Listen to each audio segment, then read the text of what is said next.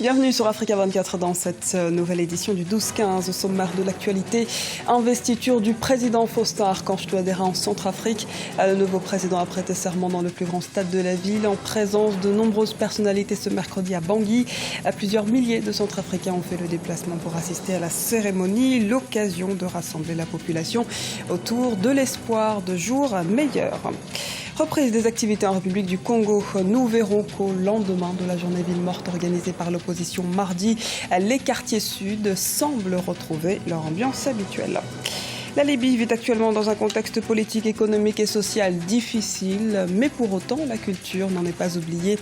L'université de Misrata a proposé une journée porte ouverte pour exposer la création de ses étudiants en art et promouvoir la culture au grand public.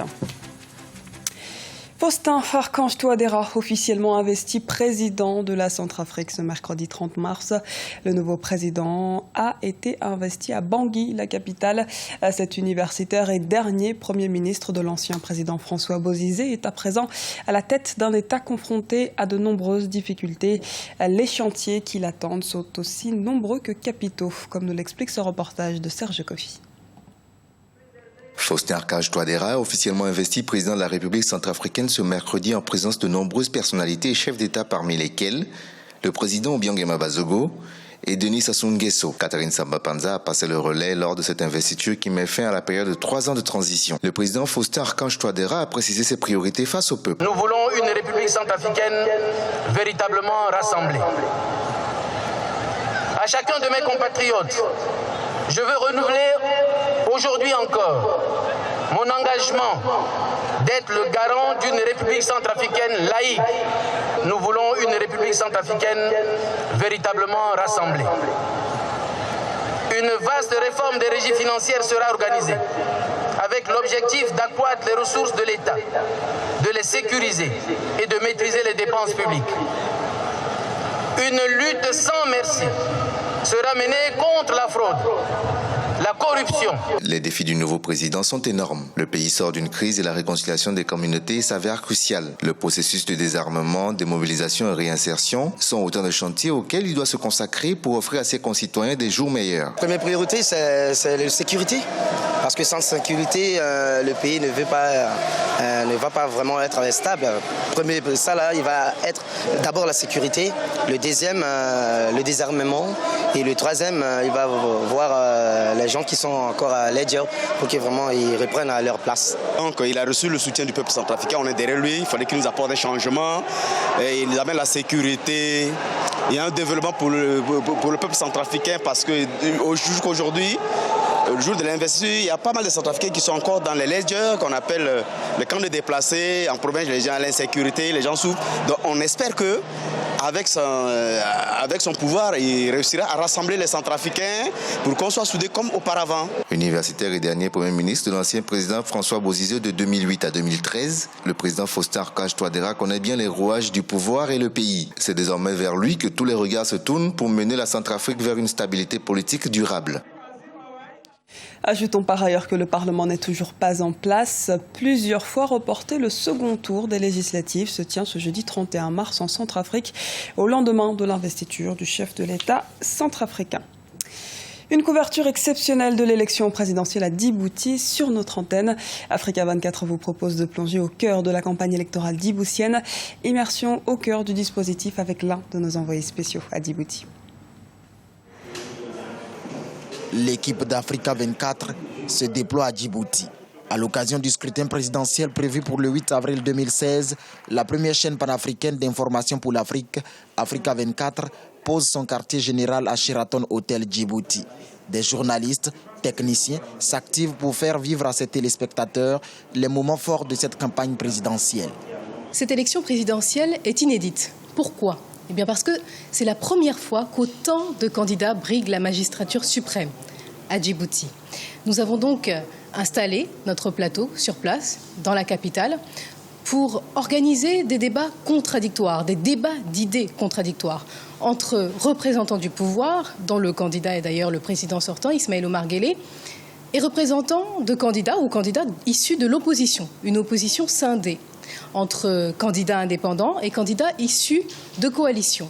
Pour cette campagne présidentielle djiboutienne, ce sont des journaux de campagne, des débats pour décrypter les ambitions politiques des 6 candidats à la présidentielle, des interviews exclusives qui seront servies aux téléspectateurs d'Africa 24. Nous sommes ici aujourd'hui comme nous étions hier au Bénin, au Niger, en Guinée, en Côte d'Ivoire et comme nous serons demain dans d'autres pays. Et cette présence de la chaîne panafricaine à Djibouti aujourd'hui s'inscrit dans son engagement constant à aider et à contribuer à un meilleur ancrage démocratique sur le continent.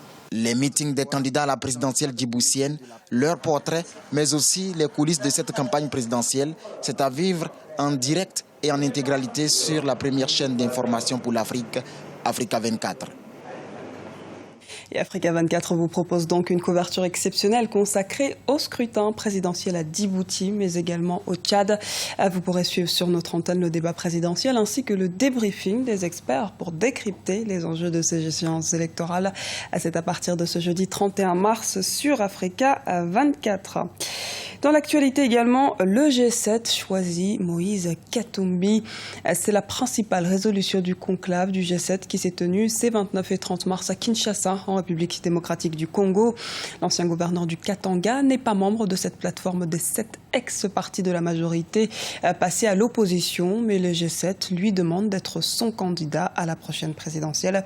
Moïse Katumbi doit encore accepter cette investiture. La journée ville morte du mardi 29 mars, diversement suivie en République du Congo. Une journée de grève générale organisée à l'appel de 5 candidats malheureux à la présidentielle du 20 mars.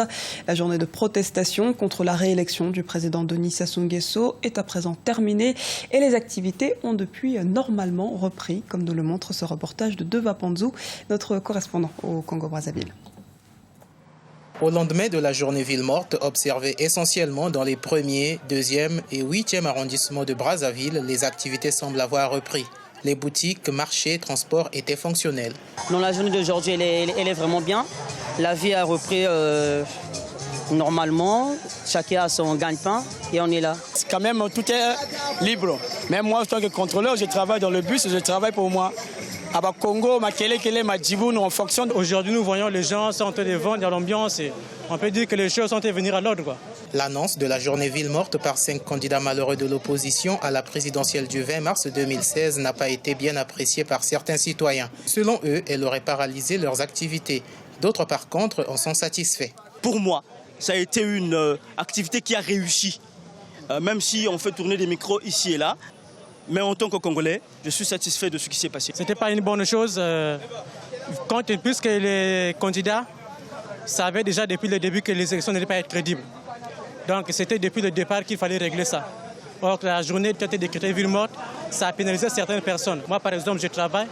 Là où je travaille, les ministres étaient passés. Il y a une liste qui était là, moi, je n'étais pas. Certainement, il y aura des sanctions. Malgré l'ambiance habituelle retrouvée, les vendeuses du marché de Bifouiti nous ont confié hors caméra qu'elles étaient effrayées par la forte présence des forces de l'ordre. Certains établissements scolaires, comme celui-ci, étaient vides. Les Congolais espèrent que tout entrera bientôt dans l'ordre. Arrivée de Fayez al-Sarraj ce mercredi en Libye. Le chef du gouvernement d'Union nationale libyen soutenu par l'ONU est actuellement à Tripoli. Mais les autorités non reconnues de la capitale l'ont aussitôt sommé de partir. Un bras de fer qui fait craindre une escalade de la crise.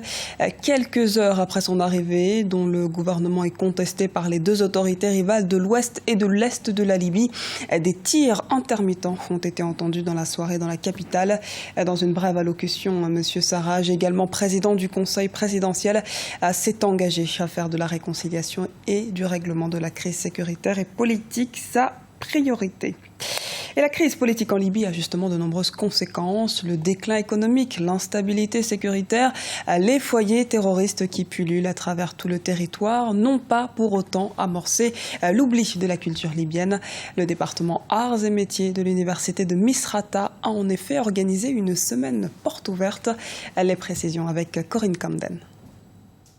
Des étudiants libyens en arts et médias exposent leurs talents. Pendant une semaine, l'université de Misrata en Libye a ouvert ses portes aux visiteurs, parmi lesquels professionnels des médias, artistes et musiciens. L'initiative avait pour objectif de promouvoir les créations des étudiants du département arts et médias. Le département arts et médias de l'université de Misrata, le seul en Libye centrale, a été créé à la fin de l'année 2014. Il propose une formation aux étudiants souhaitant faire carrière dans les médias, la musique, la photographie ou encore les beaux-arts.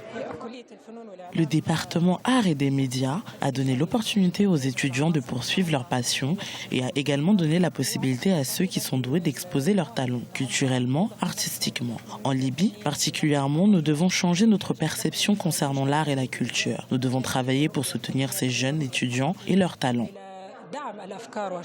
Les professeurs se disent agréablement surpris par le niveau de talent affiché par leurs étudiants depuis l'ouverture du département. Par ailleurs, certains étudiants ont reçu des félicitations d'artistes locaux pour leur peinture et quelques offres d'achat de personnes ayant assisté à l'exposition organisée durant l'événement. Beaucoup de créations ont été appréciées par des artistes qui ont visité l'exposition. Un homme d'affaires qui possède un hôtel a même dit qu'il utiliserait certaines des œuvres d'art pour décorer son hôtel. C'est une belle chose. D'autres se sont aussi approchés de nous pour demander s'ils pouvaient acheter certaines des peintures. Quelques peintures se vendent entre 1000 et 1500 dinars libyens. Depuis son ouverture, le département qui est équipé de studios d'enregistrement, de studios de radio et des salles de montage a déjà attiré environ 500 étudiants aspirant à travailler dans le domaine des arts et des médias. C'était le journal de la rédaction. Merci de nous avoir suivis. À retrouver dans un instant une nouvelle édition de l'actualité sur Africa 24.